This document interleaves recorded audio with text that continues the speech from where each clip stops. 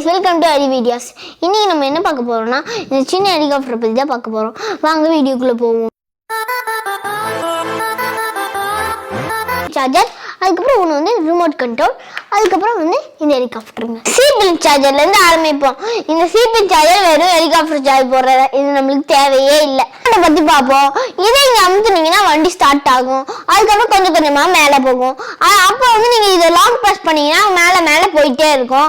அதுக்கப்புறம் நீங்க கீழே இறக்கிறதுக்கு என்னன்னு கேட்பீங்க. அது இறக்கிறதுக்கு பட்டனே இல்லை. நீங்க சும்மா கையை விட்டீங்கன்னா இறங்கி வந்துடும். கடைசியில வந்து கிரவுண்டை டச் பண்ணும் போது இதை அமுத்துனீங்கன்னா போதும்.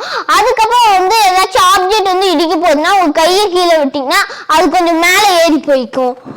இப்போ நம்ம ஹெலிகாப்டர் இருந்து ஆரம்பிப்போம். பார்த்தீங்கன்னா இங்கே வந்து ஒரு ப்ளக் பாயிண்ட் கொடுத்துருக்காங்க. அதில் வந்து நீங்கள் சார்ஜ் போடுற கேபிள், அதுக்கப்புறம் வந்து இங்கே ஆன் அண்ட் ஆஃப் பட்டன் இருக்குது.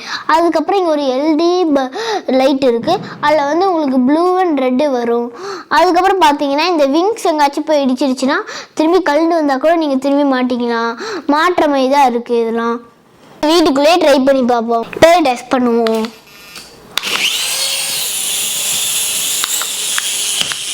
இது அமுத்துனா திரும்பி கீழே வந்துன்னு உங்களுக்கே தெரியும்.